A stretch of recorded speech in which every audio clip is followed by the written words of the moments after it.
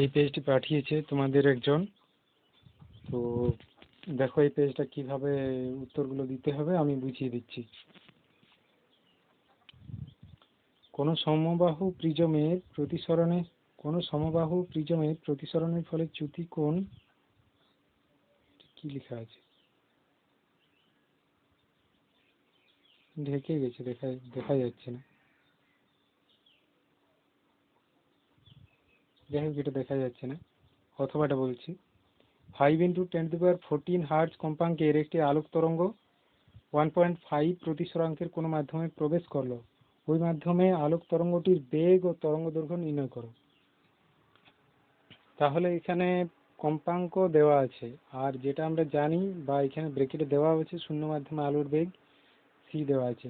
তাহলে এন দেওয়া আছে, সি দেওয়া আছে, আমরা সেই সি = n ল্যামডা ফর্মুলা থেকে ল্যামডা অর্থাৎ তরঙ্গ দৈর্ঘ্য বের করতে পারবো। দেখো আমি করে দেখাচ্ছি কিভাবে লিখতে হবে।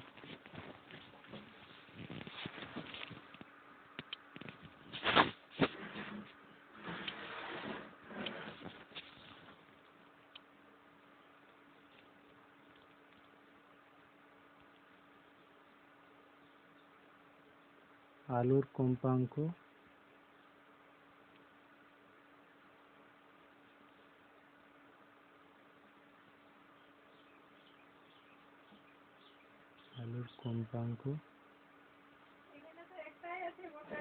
n =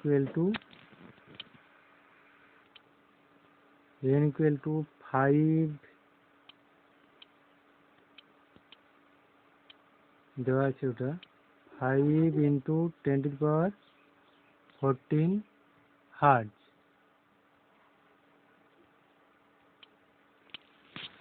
কম্পাঙ্ক n = 5 × 10⁻14 হার্জ, আর দেওয়া আছে আলোর বেগ।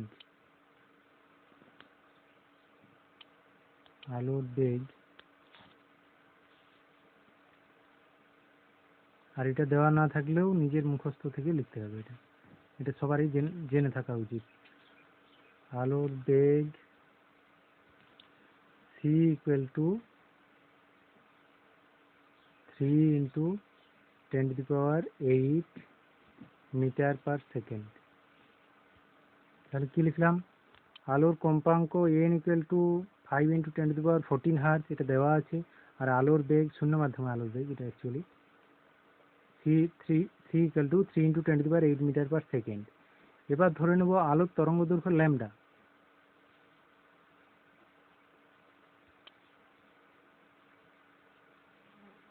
আলোর তরঙ্গ দৈর্ঘ্য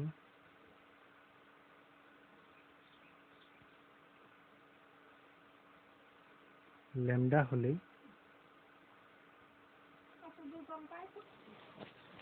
লিখতে পারবো c = n ল্যামডা, অতএব a ল্যামডা = c/n। এখানে c এর মান বসাতে হবে আর n এর মান বসাতে হবে। c এর মান 3 × 10⁸, আর n এর মান হলো 5 × 10⁻14।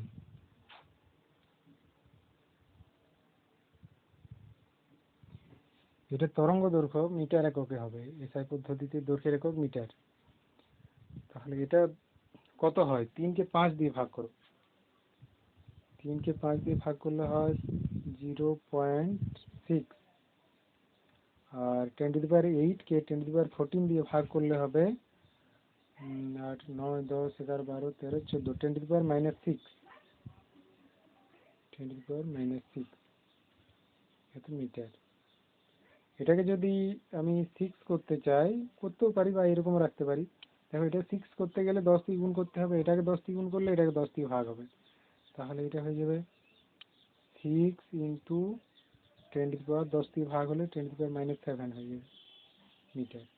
এটাই আলোর তরঙ্গ দৈর্ঘ্য। তাহলে আলোর কম্পাঙ্ক দেওয়া আছে, আলোর বেগ জানা আছে, আলোর তরঙ্গ দৈর্ঘ্য ল্যামডা হলে c = n ল্যামডা, এখান থেকে ল্যামডা = c/n, এই ফর্মুলা অনুযায়ী আমরা আলোর তরঙ্গ দৈর্ঘ্য বের করতে পারি।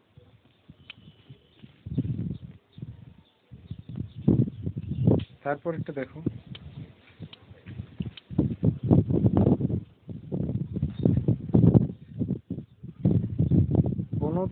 কোষের তড়িৎচালক বল ই এবং অভ্যন্তরীণ রোধ আর, কোনো কোষের তড়িৎচালক বল ই, অভ্যন্তরীণ রোধ আর এবং বহির্বর্তনী রোধ ক্যাপিটাল আর।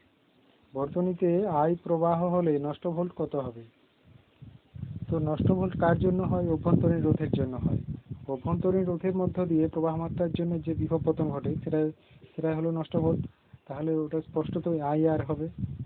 আর কোন শর্তে তড়িৎ কোষের দুই মেরুর মধ্যে বিভব প্রভেদ কোষের তড়িৎচালক বলের সাথে সমান হবে? যদি নষ্ট ভোল্টের মান 0 হয়ে যায়, সেই ক্ষেত্রে কোষের দুই মেরুর মধ্যে বিভব প্রভেদ কোষের তড়িৎচালক বলের সাথে সমান হবে। এটা লেখার প্রয়োজন মনে করছি না।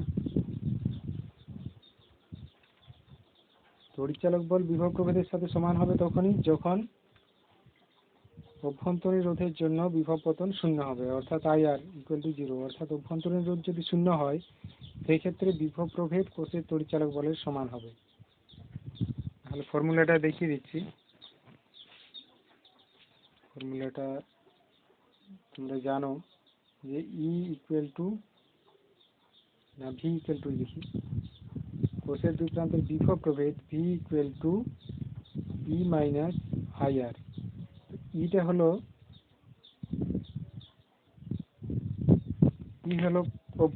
তড়িৎচালক বল আর ভি বিভব প্রভেদ।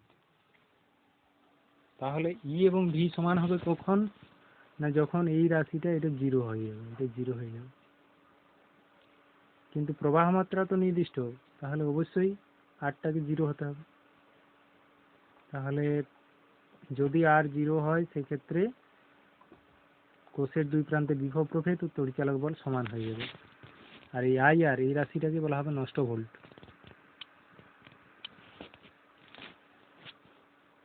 তারপর দেখাও যে লেঞ্জের সূত্রটি শক্তি সংরক্ষণ নীতির সমার্থক। লেঞ্জের সূত্রটা একবার মনে করিয়ে দিই।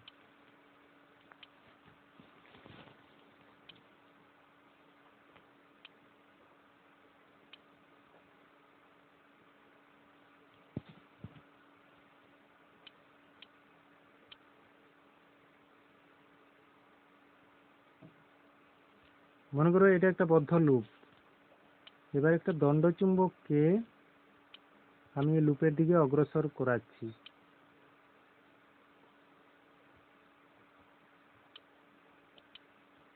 একটা দণ্ডচুম্বককে লুপের দিকে আমি নিয়ে আসছি। ধরো দণ্ডচুম্বকের যে কোনো একটা মেরুকে আমি লুপের দিকে নিয়ে আসছি, মনে করি এন মেরু, এস মেরু। আচ্ছা, এখানে এন মেরু থেকে যে বলরেখাগুলো নির্গত হবে সেগুলো স্পষ্টতই এরকম হবে।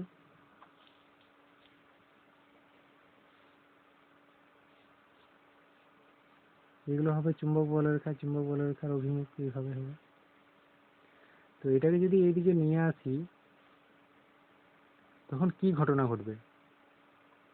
এই লুপের মধ্যে তড়িৎচালক বল আবিষ্ট হবে। তার ফলে লুপের বদ্ধ লুপটা যেহেতু বদ্ধ, তাই এর মধ্য দিয়ে তড়িৎ প্রবাহ চলবে। এবং তড়িৎ প্রবাহের অভিমুখ কোন দিকে হবে সেটা লেঞ্জের সূত্রতে বলা হয়েছে।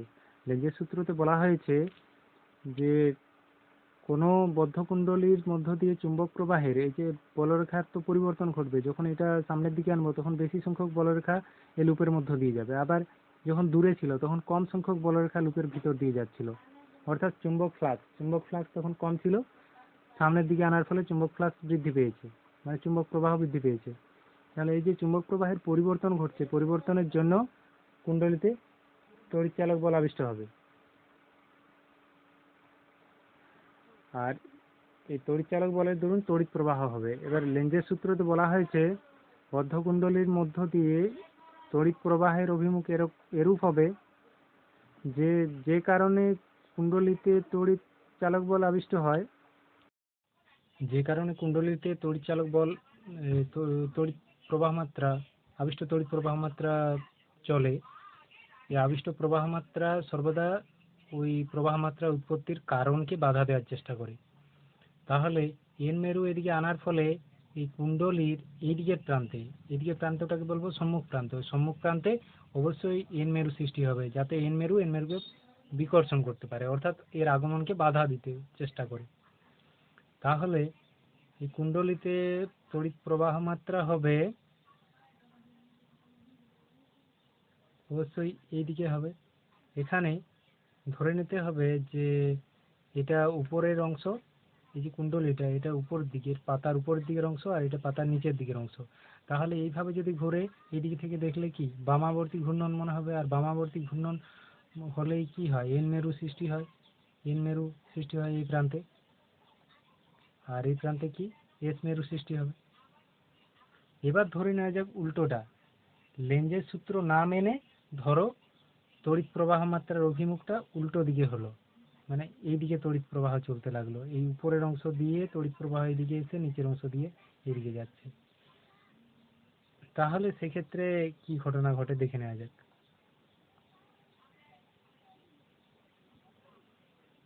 ওটা আরেকটা ছবি আঁকতে হবে।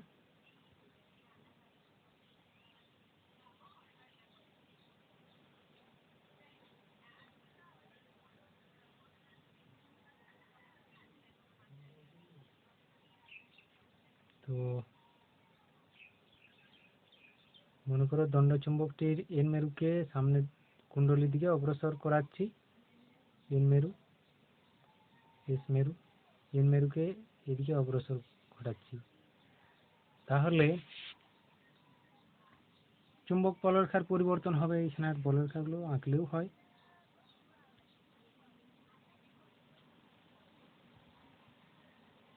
এরকম চুম্বক বলরেখা যাচ্ছে, এই চুম্বক বলরেখার সংখ্যার পরিবর্তন হবে, অর্থাৎ চুম্বক প্রবাহের পরিবর্তন ঘটবে। তো চুম্বক প্রবাহের পরিবর্তন ঘটলে কুণ্ডলীতে তড়িৎ প্রবাহের অভিমুখ লেঞ্জের সূত্র অনুযায়ী হওয়া উচিত। এটা যদি উপরের অংশ হয়, উপরের অংশ দিয়ে নিচের অংশ হয়ে এদিকে আসা উচিত। কিন্তু এরকমটা না হয়ে যদি উল্টো ঘটনা ঘটে, মানে এই দিক থেকে উপরের অংশ দিয়ে প্রবাহ মাত্রা নিচের অংশের মধ্য দিয়ে এদিকে আসে, তখন কি ঘটনা ঘটবে? মনে করো তড়িৎ প্রবাহ মাত্রা এইদিকে চলছে, তাহলে এই প্রান্তে সম্মুখ প্রান্তে, যেটা সম্মুখ প্রান্ত বললাম, এই দিক থেকে কুণ্ডলীটাকে দেখলে যে প্রান্তটা পাওয়া যাবে সেটা সম্মুখ প্রান্ত। সম্মুখ প্রান্তে দিকে প্রবাহ মাত্রা দক্ষিণাবর্তী মনে হবে। দক্ষিণাবর্তী হলে কি এস মেরু আবিষ্ট হবে, দক্ষিণাবর্তী হলে এই প্রান্তে এস মেরু আবিষ্ট হবে, আর এই প্রান্তে এন মেরু আবিষ্ট হবে। আর এই এস মেরু কি করবে, এন মেরুকে আকর্ষণ করবে, ফলে বাইরে থেকে কোনো কার্য না করা সত্ত্বেও এই এন মেরু কুণ্ডলীর দিকে অগ্রসর হবে এবং তড়িৎ প্রবাহ মাত্রা পাওয়া যাবে। অর্থাৎ আগেরটাতে কি ঘটনা ঘটছে, বাইরে থেকে বল প্রয়োগ করে এটাকে আনতে হচ্ছে, কারণ এই এন মেরু কি করছে, এন মেরুকে বিকর্ষণ করছে। এন মেরুকে এদিকে বিকর্ষণ করছে, বিকর্ষণ বল প্রয়োগ করছে, বিকর্ষণ।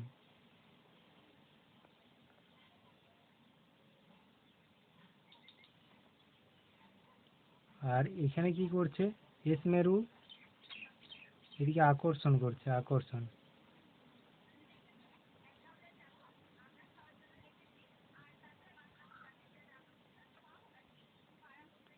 তাহলে আগেরটাতে এই বিকর্ষণ বলের বিরুদ্ধে বহিস্থ এজেন্ট দ্বারা এদিকে বল প্রয়োগ করতে হচ্ছিল, বল প্রয়োগ করতে হচ্ছিল।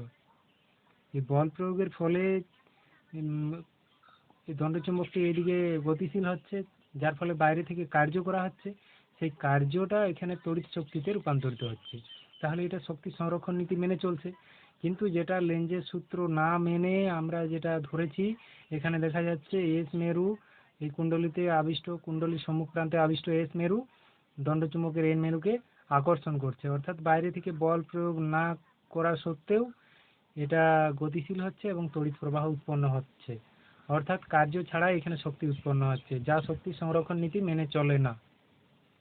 তাই আমরা বলবো যে লেঞ্জের সূত্রটি শক্তি সংরক্ষণ নীতি মেনে চলে, এটা লেঞ্জের সূত্র অনুযায়ী।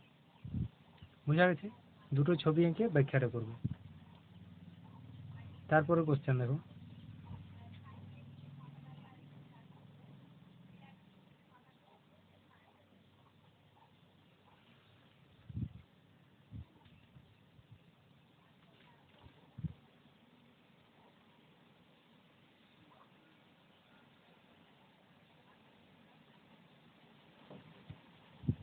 একটি পদার্থের রোধাঙ্ক 8 × 10⁴ ওহম সেমি, ওই পদার্থের 0.2 সেমি ব্যাসার্ধের দৈর্ঘ্যের তারের রোধ 1 ওহম হবে। ওই পদার্থের 0.2 সেমি ব্যাসার্ধের কত দৈর্ঘ্যের তারের রোধ 1 ওহম হবে? নেক্সট পার্ট, দুটি 10 ওহমের রোধকে কিভাবে যুক্ত করলে 5 ওহম রোধ পাওয়া যাবে। তাহলে প্রথম পার্টটা আগে দেখে নেওয়া যাক।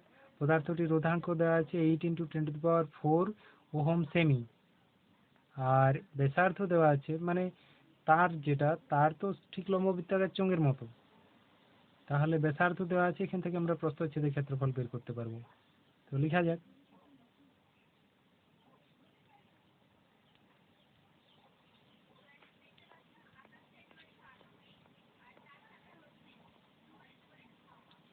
তারের উপাদানের রোধাঙ্ক, তারের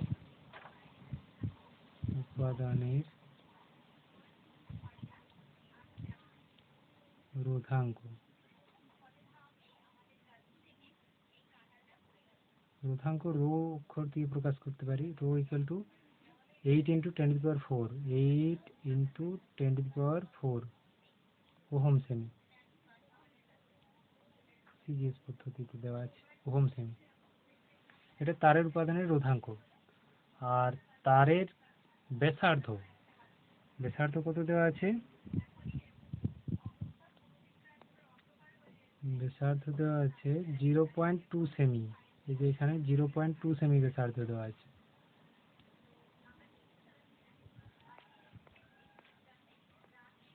তাহলে তারের ব্যাসার্ধ লিখি, তারের ব্যাসার্ধ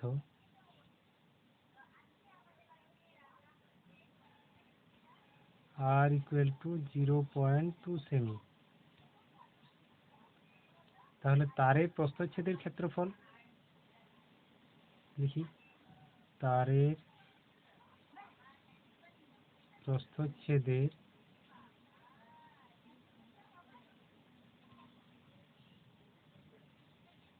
ক্ষেত্রফল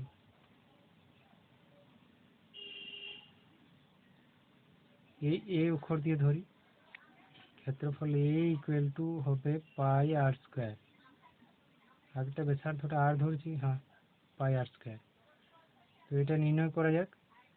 পায়ের মান 3.14, এটা বসালেই হবে, ইন্টু r², আর হলো 0.2, এর হোল স্কয়ার হবে এত, এটা সেমি স্কয়ার হবে ক্ষেত্রফলের একক। তো এটা গুণ করলে কত হয় দেখে নিতে হবে।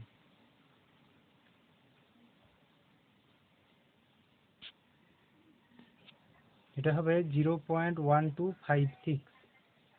তাহলে লিখি ইকুয়াল টু 0.1256 সেমি স্কয়ার।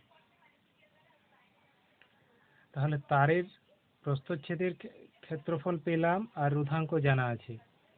এবার তারটির রোধ, রোধ ওটা উল্লেখ করা আছে। তারটির রোধ বলেছে যে 1 ওহম হবে, ঠিক আছে, এখানে রয়েছে তারের রোধ 1 ওহম হবে। তাহলে তারের রোধটা লিখি, আর বের করতে হবে তারের দৈর্ঘ্য।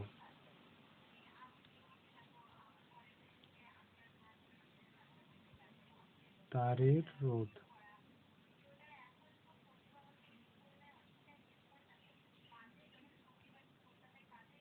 R = 1 ohm. তারের দৈর্ঘ্য L হলে এই ফর্মুলাটা লাগাবো, তারের দৈর্ঘ্য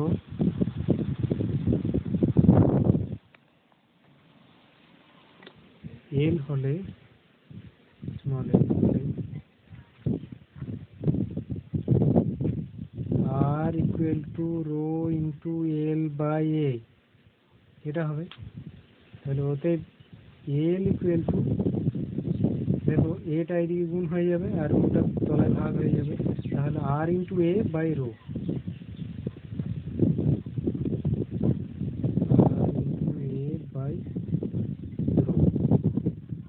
এবার মানগুলো বসানো যাক। আর এর মান 1 ওহম, ক্ষেত্রফলের মান দেওয়া আছে,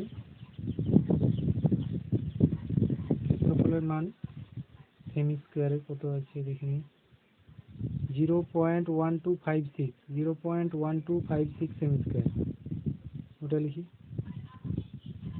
0.1256 ডিভাইডেড বাই নিচে রয়েছে রো এর মানটা এর মান হলো 8 × 10⁴ ওহম সেমি। তাহলে ওটা 8 × 10⁴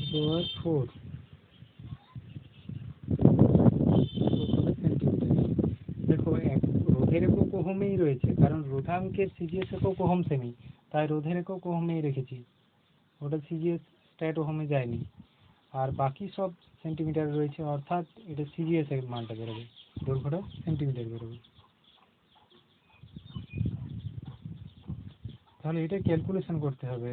এটা সিম্পলিফাই করতে গেলে এক কাজ করতে পারি, যদি হাতে নাতে করা হয় উপরে দশমিক তুলব, উপরে দশমিক তুলতে গেলে দেখো কত দিয়ে গুণ করতে হবে, 10⁴ দিয়ে গুণ করতে হবে, তাহলে দশমিক উঠে যাবে।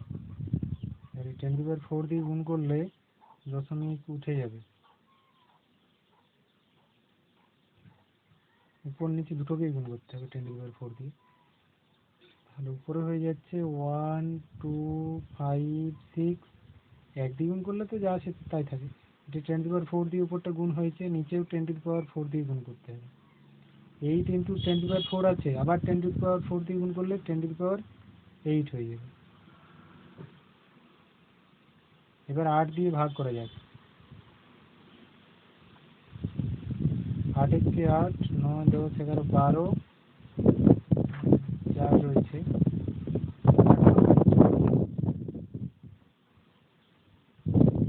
5 রয়েছে, 8 7 56 কিন্তু 10⁸ উপরে উঠে গেলে 10⁻⁻8 হয়ে যাবে।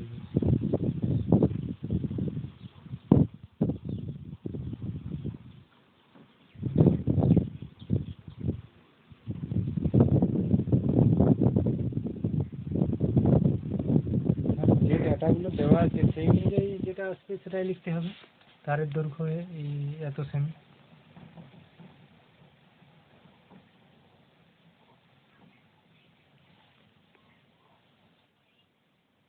নেক্সট পার্ট বলেছে দুটি 10 ওহমের রোধকে কিভাবে যুক্ত করলে 5 ওহম রোধ পাওয়া যাবে। এখানে স্পষ্টত দেখতে পাচ্ছি তুল্য রোধ 5 ওহম যে দুটো মূল প্রাথমিক রোধ দেওয়া আছে তাদের থেকে কম। তাহলে রোধ কম হয় কখন? সমান্তরাল সমবায় যুক্ত করলে। তাহলে সমান্তরাল সমবায় কিভাবে যুক্ত করলে অর্ধেক হয়ে যাবে? না, এখানে একটু বুদ্ধি খাটিয়ে তোমাকে অনুমান করতে হবে যে স্পষ্টতই সমান্তরাল সমবায় যদি দুটো 10 ওহম রোধকে যোগ করি তাহলে অর্ধেক হয়ে যেতে পারে। দেখে নেওয়া যাক, তারপর উত্তরটা লিখবে। এটা সহজভাবেই দেওয়া আছে যাতে বুদ্ধি খাটিয়ে উত্তরটা দিতে পারো।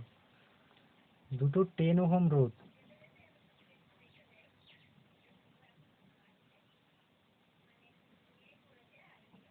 সমান্তরাল সমবায়ে যুক্ত করছি।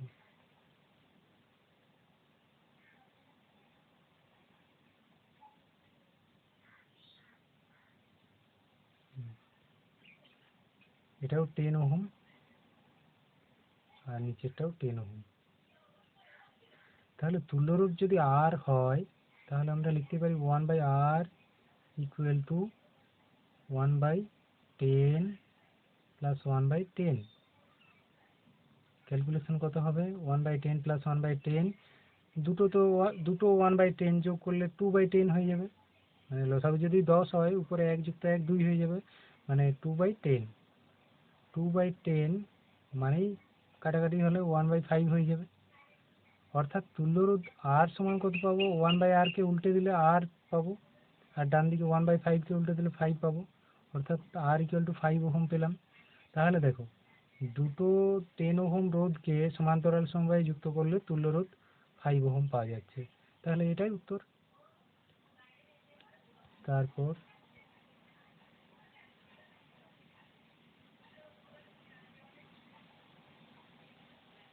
এখানে একটা দেখো, একটি 440 ওহম রোধের বাতিকে 220 ভোল্ট মেনে 10 ঘন্টা যুক্ত করা হলো।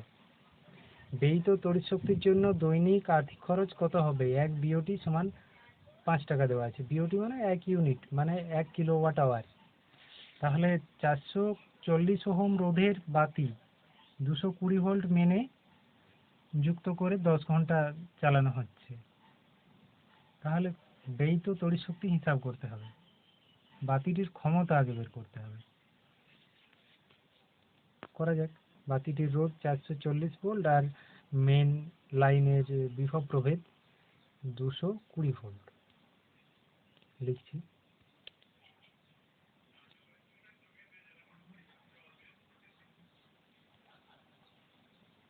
বাতিটির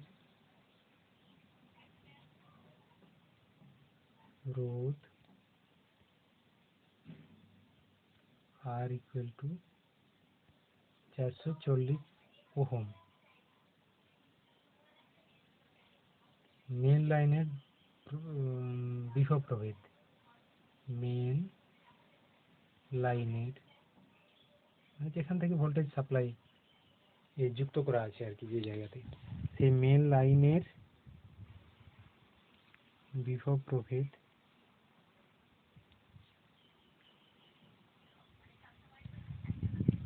দেখো, মেন লাইনের বিভব প্রভেদ, এটা ভি নাম দিচ্ছি, V equal two 220 volt. 220 volt. তাহলে বৈদ্যুতিক বাতিটির তড়িৎ ক্ষমতা কত? তড়িৎ ক্ষমতার তিনটা ফর্মুলা জানি, P equal to V into I, P equal to I square R, আরেকটা P equal to V square by R. তাহলে এখানে ভি আর আর দেওয়া আছে, তাহলে ভি স্কোয়ার বাই আর করবো। বাতিটির ক্ষমতা বা তড়িৎ ক্ষমতা, বাতিটির তড়িৎ ক্ষমতা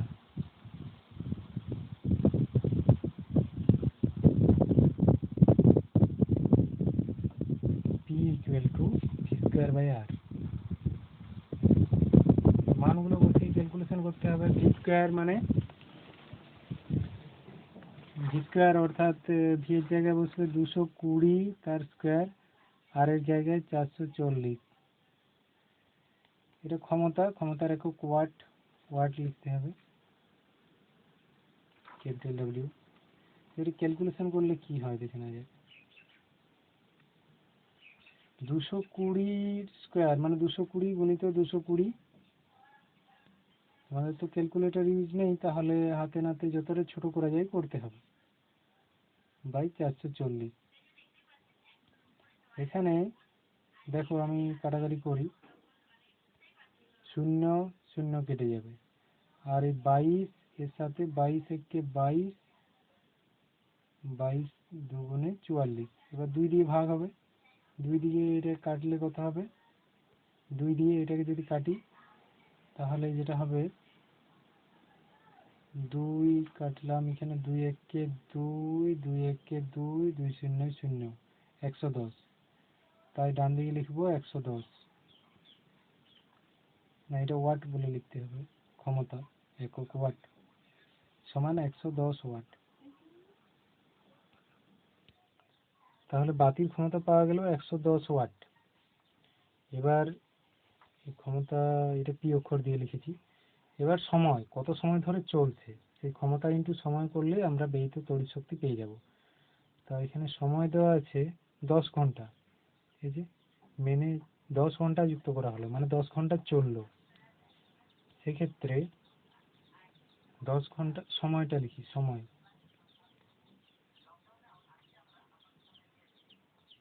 সময় টি ইকুয়াল টু 10 আওয়ার, 10 ঘন্টা, সেটা আওয়ার এই অক্ষর দিয়ে লিখতে পারি। তাহলে ব্যয়িত তড়িৎ শক্তি, ব্যয়িত তড়িৎ শক্তি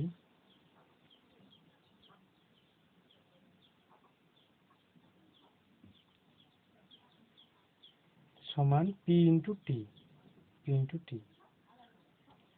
পি হলো 110 ইন্টু টি, টি দেওয়া আছে 10 ঘন্টা 10। তাহলে পি এর একক ওয়াট, 110 ওয়াট, আর টি এর একক ঘন্টা। তাহলে ওয়াট এবং ঘন্টা গুণ করলে ওয়াট ঘন্টা হবে, মানে ইংরেজিতে ওয়াট আওয়ার, ডাব্লিউ এই এটা হবে।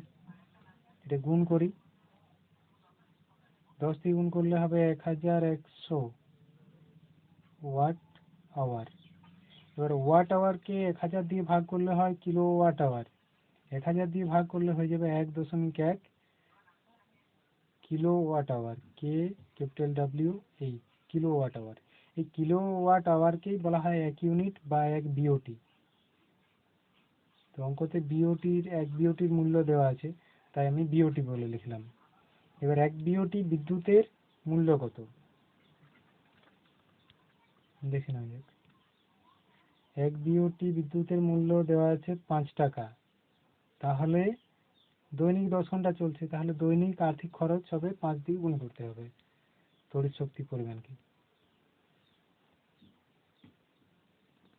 তাহলে লিখি 1 বিওটি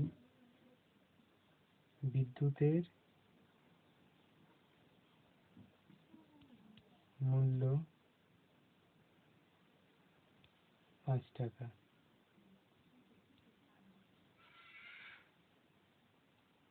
অতএব 1.1 বিওটি বিদ্যুতের মূল্য 5 দিয়ে গুণ হবে, 5 গুণিত 1.1 টাকা সমান এটা হবে 5.5 টাকা। তাহলে উত্তর হবে দৈনিক খরচ বিদ্যুতের জন্য, দৈনিক আর্থিক খরচ 5 তো এখানে টাকাতে শুধু 5.5 না লিখে পয়সার দিকে দুটো ডিজিট লেখা হয়, তাহলে এখানে একটা শূন্য দিয়ে দেবে। 5.50 টাকা। উত্তর লিখি। অতএব বাড়িতে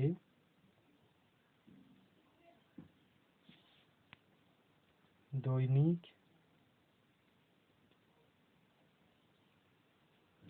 বিদ্যুতের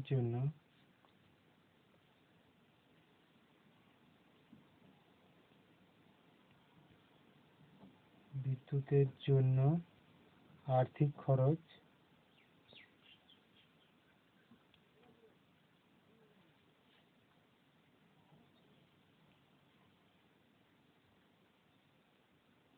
হবে 5.50 টাকা।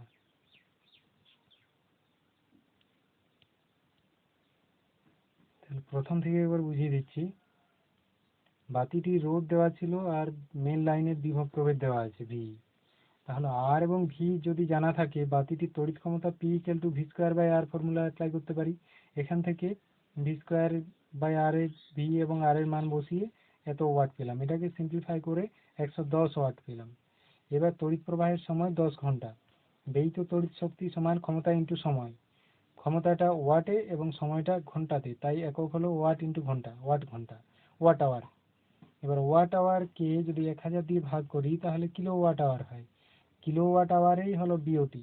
তাহলে এটা দাও 1 বিওটি লেখা হয়ে গেছে, 1.1 বিওটি। তাহলে 1 বিওটি বিদ্যুতের মূল্য 5 টাকা। অতএব 1.1 বিওটি বিদ্যুতের মূল্য হবে 5 গুণিত 1.1 সমান এটা হচ্ছে 5.5, কিন্তু টাকার ক্ষেত্রে পয়সার দিকে দুটো ডিজিট লেখা হয়, তাই শেষে শূন্য দিলাম।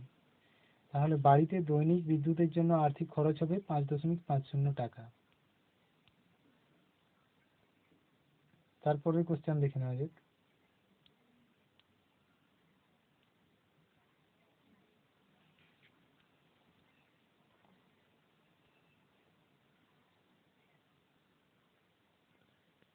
গৃহস্থালির বৈদ্যুতিক বর্তনীতে ব্যবহৃত সুইচ, 3 পিন প্লাগ এবং সকেট সম্পর্কে যা জানো লিখো। এগুলো তোমরা সুইচ কত রকমের, কি কি সুইচ আছে, 3 পিন প্লাগ এর সম্পর্কে, 3 পিন প্লাগের কোনটা লাইভ, কোনটা নিউট্রাল, কোনটা আর্থিং, এগুলো চিহ্নিত করে দেখাবে। আর সকেট মানে যেখানে প্লাগটা ঢোকে যে ছিদ্রগুলোতে, সেগুলোতেও লাইভ, নিউট্রাল এবং আর্থিং পয়েন্ট কোনটা সেটা দেখাবে। মানে 3 পিন প্লাগ এবং সকেটের ব্যাপারটা আমি বলে দিই। সুইচ অনেক রকম থাকে। 3 পিন প্লাগ বা সকেটের ক্ষেত্রে একই নিয়ম।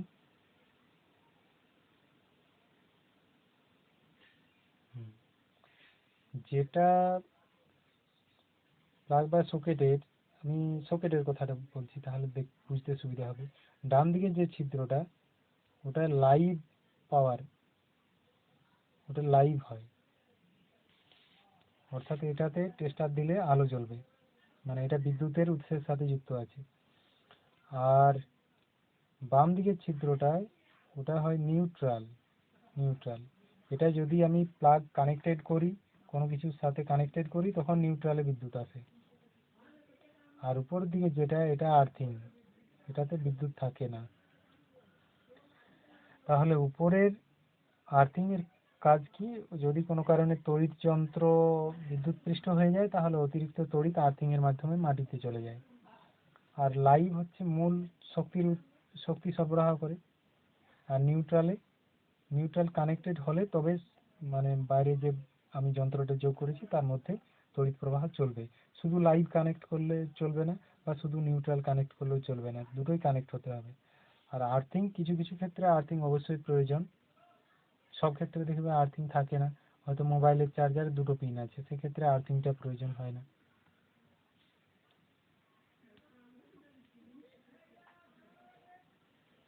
তারপর এখানে দেওয়া আছে আর্গনের পারমাণবিক গুরুত্ব 39.94, পটাশিয়ামের পারমাণবিক গুরুত্ব 39.1 এর তুলনায় বেশি হলেও মেন্ডেলিভ তার পর্যায় সারণীতে পটাশিয়ামের আগে আর্গনকে স্থান দিয়েছেন কেন? আচ্ছা, তো পটাশিয়াম রয়েছে, দেখো বামপক্ষে যে ক্ষার ধাতুর শ্রেণী, এটা আমি বলছি, দেখাচ্ছি, পুরো পিরিয়ডিক টেবিলটা দেখতে পেলে ভালো হয়। বামপক্ষে সবার উপরে তো হাইড্রোজেন আছে, মানে যেটা 1 নম্বর শ্রেণী, ক্ষার ধাতু শ্রেণী, সবার উপরে রয়েছে হাইড্রোজেন।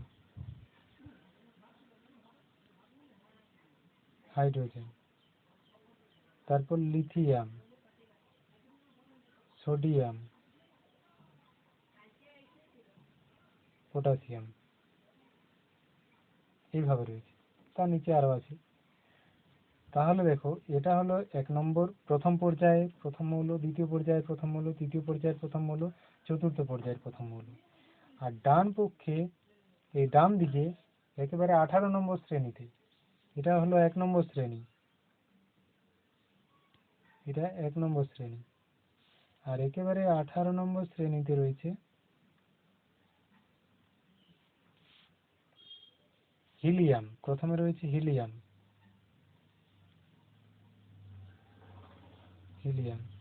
তারপরে নিয়ন, তারপরে আর্গন, তারপর ক্রিপ্টন, তার নিচে আরো আছে। তো এখানে বলা হয়েছে যে আর্গন এবং পটাশিয়াম এই দুটোর অবস্থানের কথা বলা হয়েছে। আর্গনের পারমাণবিক গুরুত্ব পটাশিয়ামের পারমাণবিক গুরুত্ব অপেক্ষা বেশি, এটা দেখানো হয়েছে। কত সংখ্যাটা সেটা কোশ্চেনেও দেওয়া আছে। আর্গনের পারমাণবিক গুরুত্ব 39.94 আর পটাশিয়ামের 39.1। আর্গনের হলো 39.94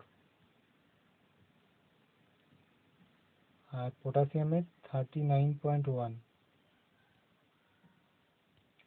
তাহলে এখানে তো মেন্ডেলিভ পিরিয়ডিক টেবিলটা করেছিলেন পারমাণবিক গুরুত্ব অনুযায়ী সাজিয়েছিলেন, মানে ক্রমবর্ধমান পারমাণবিক গুরুত্ব অনুযায়ী মৌলগুলিকে পরপর সাজিয়েছিলেন। কিন্তু এই ক্ষেত্রে উনি নিয়মটা মানেননি। আর্গনের পারমাণবিক গুরুত্ব বেশি হওয়া সত্ত্বেও তাকে প্রথম, দ্বিতীয়, তৃতীয় পর্যায়ে স্থান দিয়েছেন শেষে। আর পটাশিয়ামের পারমাণবিক গুরুত্ব কম হওয়া সত্ত্বেও একে চতুর্থ পর্যায়ে প্রথমে স্থান দিয়েছেন। কেন? তাহলে তো পটাশিয়াম এখানে হতো আর আর্গন এখানে হতো। এর পারমাণবিক গুরুত্ব কম, তাহলে একে আগে দিয়ে তারপর পটাশিয়ামকে চতুর্থ পর্যায়ে প্রথমে দেওয়া উচিত ছিল। কিন্তু উনি দেননি, কারণ পিরিয়ডিক টেবিলটা করার উদ্দেশ্য ছিল যে একই জাতীয় মৌলগুলিকে একই শ্রেণীতে রাখা। তাহলে দেখতে পাওয়া যাচ্ছে হিলিয়াম, নিয়ন, আর্গন, ক্রিপ্টন, তারপর আরো আছে জেনন, রেডন, এগুলো সব নিষ্ক্রিয় মৌল। নিষ্ক্রিয় মৌলগুলোর ধর্মের মিল আছে। আর এদিকে লিথিয়াম, হাইড্রোজেনের সাথেও এদের মিল আছে। হাইড্রোজেন, তারপর lithium, sodium, potassium, rubidium, caesium, এগুলো কি ক্ষার ধাতু, তাহলে এগুলোর ধর্মের মিল আছে। হাইড্রোজেনটা ধাতু নয়, কিন্তু ধর্মের মিল আছে। তাহলে একই জাতীয় একই ধর্মের মিল আছে এরকম মৌলগুলোকে একই শ্রেণীতে রাখার জন্য এখানে এই ব্যতিক্রমী কাজটি ওনাকে করতে হয়েছে।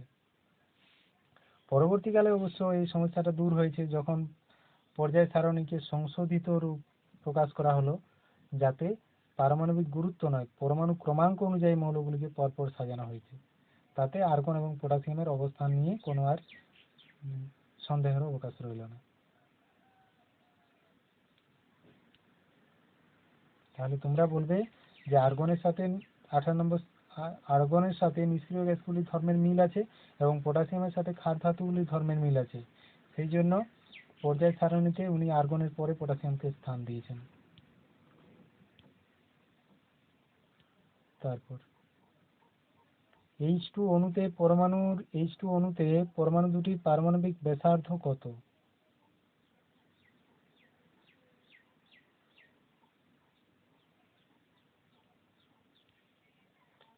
H2 অণুতে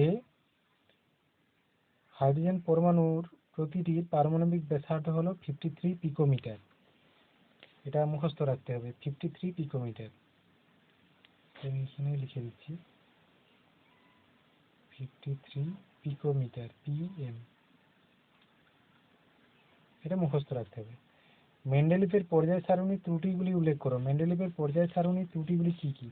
মেন্ডেলিভ যে পর্যায় সারণীটা করেছিলেন ওটাতে পারমাণবিক গুরুত্ব নয়, উনি পারমাণবিক সংখ্যা নয়, উনি পারমাণবিক গুরুত্ব অনুযায়ী মৌলগুলিকে সাজিয়েছিলেন, ক্রমবর্ধমান পারমাণবিক গুরুত্ব অনুযায়ী মৌলগুলিকে সাজিয়েছিলেন। এর ফলে কিছু কিছু মৌলের পারমাণবিক গুরুত্ব বেশি হওয়া সত্ত্বেও সেগুলোকে আগে স্থান দেওয়া হয়েছে এবং পারমাণবিক গুরুত্ব কম হওয়া সত্ত্বেও কিছু মৌলকে পরে স্থান দিতে হয়েছে রাসায়নিক ধর্মের মিল রাখার জন্য।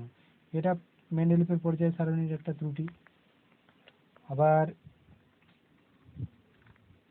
মেন্ডেলিভের পর্যায় সারণীতে হাইড্রোজেন এবং হিলিয়াম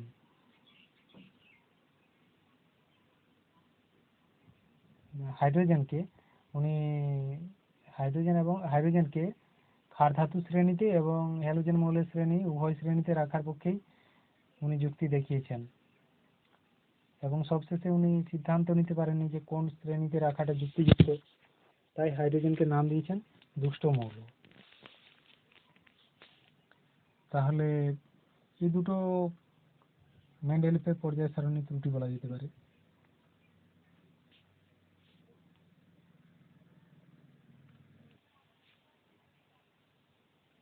এ বি সি তিনটি মৌলের পরমাণু ক্রমাঙ্ক যথাক্রমে Z-1, Z এবং Z+1। এদের মধ্যে বি হিলিয়াম ব্যতীত নিষ্ক্রিয় গ্যাস।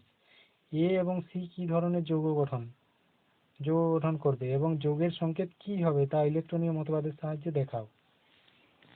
তাহলে দেখো, বিটা নিষ্ক্রিয় গ্যাস বলেছে এবং হিলিয়াম নয়।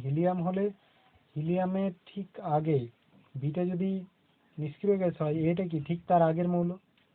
তার মানে হিলিয়ামের ঠিক আগে তো হাইড্রোজেন রয়েছে, এটা তখন হাইড্রোজেন হয়ে যাবে, 1 নম্বর শ্রেণী হয়ে যাবে। আর যদি বি হিলিয়াম না হয় সেক্ষেত্রে এটা হবে হ্যালোজেন মৌল। মানে বিটা হলো নিষ্ক্রিয় মৌলের ঠিক আগে, পরমাণু ক্রমাঙ্ক জেড, তার আগে Z-1। তাহলে নিষ্ক্রিয় মৌলের আগের মৌল হলো হ্যালোজেন মৌল। শুধুমাত্র ওই 1 নম্বর পর্যায়ে, প্রথম পর্যায়ে নিষ্ক্রিয় মৌল হিলিয়ামের আগে শুধুমাত্র রয়েছে হাইড্রোজেন, যেটা 1 নম্বর শ্রেণীতে অবস্থিত, তাই ওটা ব্যতীত বলেছে। হিলিয়াম বাদে যে কোনো নিষ্ক্রিয় মৌল তার আগের মৌলটি অবশ্যই হ্যালোজেন মৌল হবে আর তার পরের মৌলটি অবশ্যই পরবর্তী পর্যায়ের প্রথম মৌল অর্থাৎ ক্ষার ধাতু হবে।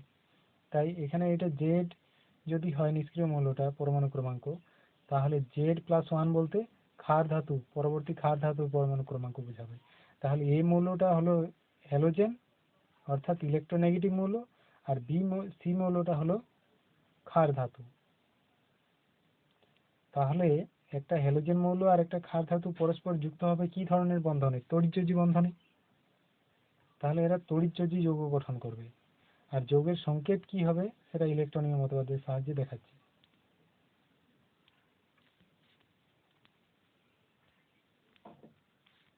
তাহলে যেটা বলা আছে বি এর পরমাণু ক্রমাঙ্ক জেড জেডটা সামনে লিখি, এটা হলো নিষ্ক্রিয় মৌল।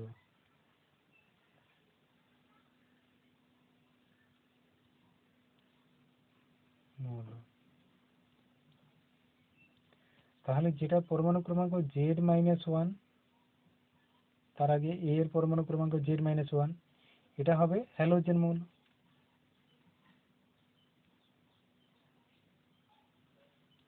হ্যালোজেন মৌল। আর তার ঠিক পরে ওই নিষ্ক্রিয় মৌল যেটা, তার ঠিক পরে অর্থাৎ পরমাণু ক্রমাঙ্ক Z+1, সি এর পরমাণু ক্রমাঙ্ক Z+1, তো এটা হবে ক্ষার ধাতু।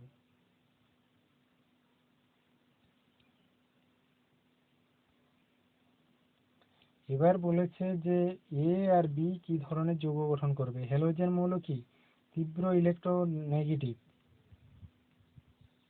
হ্যালোজেন মৌলগুলো হয় তীব্র ইলেকট্রোনেগেটিভ মৌল, আর ক্ষার ধাতু হয় তীব্র ইলেকট্রোপজিটিভ। তাহলে এরা তড়িৎযোজী বন্ধন গঠন করবে। আর তড়িৎযোজী বন্ধন গঠনের সময় প্রত্যেকেই ইলেকট্রন আদান, মানে কেউ ইলেকট্রন গ্রহণ করবে, কেউ ইলেকট্রন বর্জন করবে। ইলেকট্রন গ্রহণ বা বর্জনের মাধ্যমে কার কাঠামো লাভের চেষ্টা করে? নিকটতম নিষ্ক্রিয় গ্যাসের ইলেকট্রন কাঠামো লাভের চেষ্টা করে। অর্থাৎ এই যে বি মৌলের ইলেকট্রন কাঠামো লাভের চেষ্টা করবে। তাহলে পরমাণু ক্রমাঙ্ক যত, বহিস্থ মোট ইলেকট্রন সংখ্যাও তো তত হয়। তাহলে দেখা যাচ্ছে এ মৌলের ইলেকট্রন সংখ্যা নিষ্ক্রিয় গ্যাসের তুলনায় একটি কম আছে, অর্থাৎ এ মৌলটা ইলেকট্রন গ্রহণ করবে। আর সি মৌলের ইলেকট্রন সংখ্যা নিষ্ক্রিয় গ্যাসের ইলেকট্রন সংখ্যার থেকে এক বেশি আছে, তাহলে সি মৌলটা একটি ইলেকট্রন ত্যাগ করবে। তাহলে আগে সি মৌলটাকেই লিখি, যে ইলেকট্রন ত্যাগ করবে সে তো ইলেকট্রোপজিটিভ হবে। তাহলে সি মৌল ইলেকট্রন ত্যাগ করলে সি প্লাস হয়ে যাবে, ওই ইলেকট্রন ত্যাগ করেছে, ত্যাগ করা ইলেকট্রনটা দেখালাম। আর এই ত্যাগ করা ইলেকট্রনটা গ্রহণ করবে এ মৌলটা। তাহলে এ মৌল, ওর ইলেকট্রন দেখা যাচ্ছে ঘাটতি আছে, জেড পরমাণু ক্রমাঙ্ক হতে গেলে, পরমাণু ক্রমাঙ্ক জেড সেই সংখ্যক ইলেকট্রন হতে গেলে, বি এর সমান সংখ্যক ইলেকট্রন হতে গেলে এর ইলেকট্রন একটি প্রয়োজন, কারণ একটি কম আছে। তাহলে সি যে ইলেকট্রনটা বর্জন করছে, এ ওই ইলেকট্রনটা গ্রহণ করে নেবে। এই ইলেকট্রন গ্রহণ করে নিলে ওটা হয়ে যাবে এ মাইনাস। এইবার সি প্লাস আর এ মাইনাস পরস্পর তড়িৎ আকর্ষণে যুক্ত হবে। যুক্ত হলে এইভাবে লিখবো, সি প্লাস প্লাস এ মাইনাস পরস্পরকে প্রতিমিত করবে। একটা পজিটিভ চার্জ দেখতে পাচ্ছি, একটা পজিটিভ চার্জ, একটা নেগেটিভ চার্জ, পরস্পরকে প্রতিমিত করে যৌগটা হবে সি। এখানে সিটাকে প্রথমে লিখতেই হবে, কারণ যেটা ইলেকট্রোপজিটিভ মৌল সংকেত লেখার সময় সেটাকে আগে লিখতে হয়, যেটা ইলেকট্রোনেগেটিভ মৌল সেটাকে সংকেত লেখার সময় পরে লিখতে হয়। তাহলে মৌলটির যৌগটির সংকেত হবে Ca।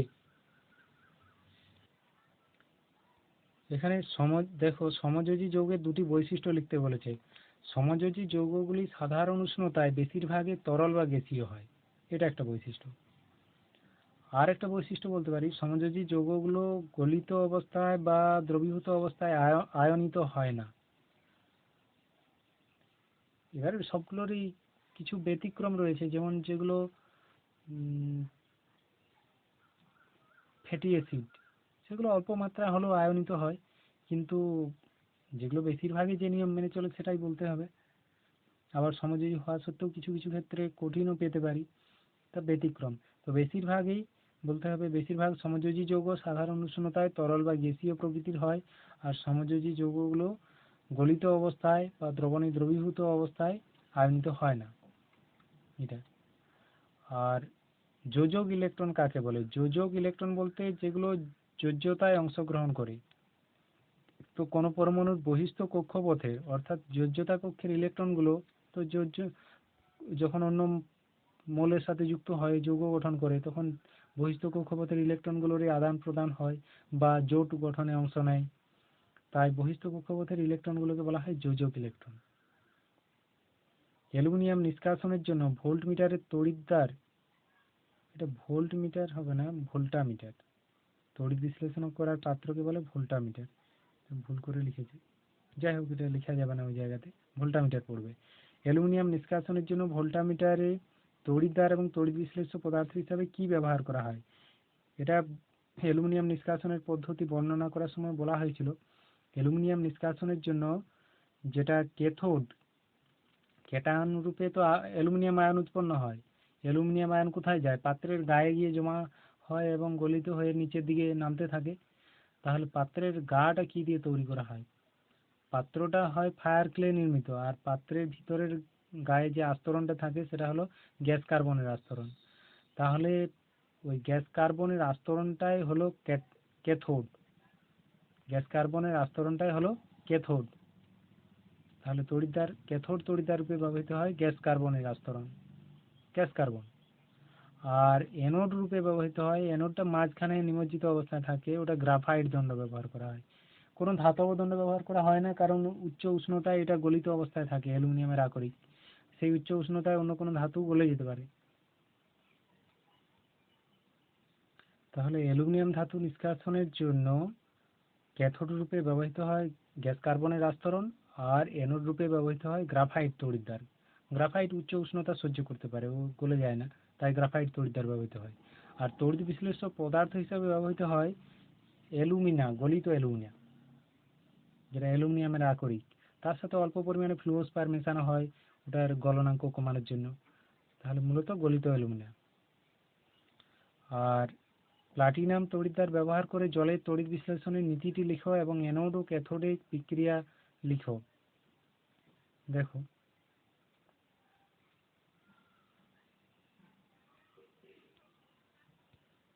জল তো সাধারণ উষ্ণতায় আয়নিত হয় না, তাই জলকে তড়িৎ বিশ্লেষণ করতে হলে জলে অল্প পরিমাণে অ্যাসিড যোগ করতে হয়।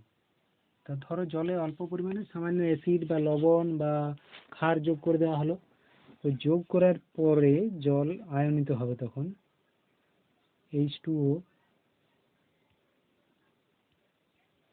H2O আয়নিত হলে হবে H plus plus OH minus.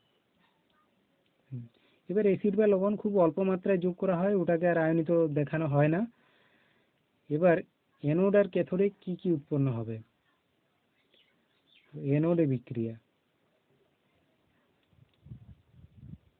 অ্যানোডে বিক্রিয়া। অ্যানোডে কে যাবে? অ্যানায়ন গুলো যাবে অ্যানোডে। এখানে অ্যানায়ন কোনটা? না, নেগেটিভ আয়নকে বলে অ্যানায়ন। অ্যানায়ন হলো OH মাইনাস। তাহলে অ্যানোডে যাবে OH মাইনাস। আর অ্যানোডে তো ইলেকট্রন ঘাটতি আছে, OH মাইনাসের কি বাড়তি ইলেকট্রন রয়েছে, এটা নেগেটিভ চার্জ, তাহলে বাড়তি ইলেকট্রন রয়েছে, এ কি করবে? ইলেকট্রন বর্জন করবে। অ্যানোডে গিয়ে ইলেকট্রন বর্জন করবে, দিয়ে OH রূপে মুক্ত হবে, ইলেকট্রনটা বর্জন করলো। এবার দুটো OH মূলক থেকে এক অণু জল পাওয়া যাবে।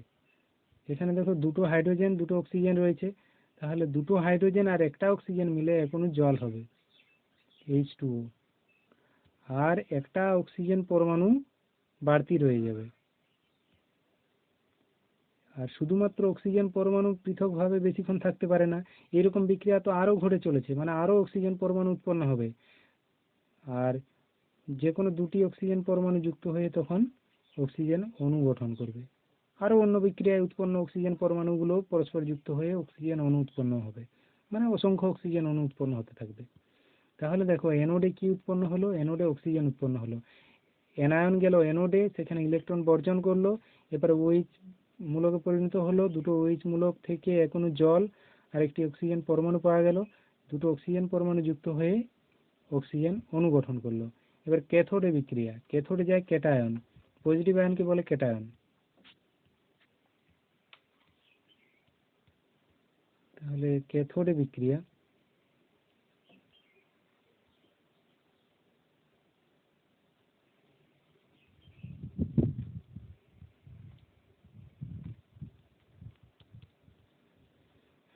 পজিটিভ আয়ন হলো ক্যাটায়ন, অর্থাৎ হাইড্রোজেন H+ আয়ন যাবে ক্যাথোডে, আর ক্যাথোডে ইলেকট্রন বেশি আছে, ইলেকট্রন আধিক্য আছে।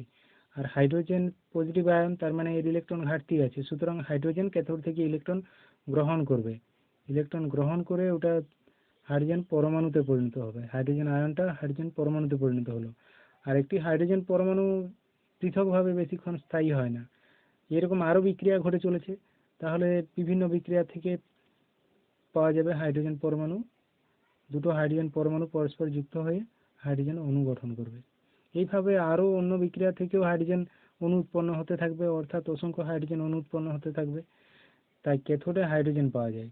তাহলে দেখো, জলের তড়িৎ বিশ্লেষণ যদি করা হয়, অ্যানোডে অক্সিজেন এবং ক্যাথোডে হাইড্রোজেন পাওয়া যায়। আর প্লাটিনাম তড়িৎদ্বারের কথা বলেছে, কারণ প্লাটিনাম সহজে কারোর সঙ্গে রিঅ্যাকশন করে না, অর্থাৎ প্লাটিনাম আয়নিত হয়ে দ্রবণে চলে আসার সম্ভাবনা কম, এই জন্য প্লাটিনাম তড়িৎদ্বারের কথা বলা হয়েছে। এটা হলো। তারপর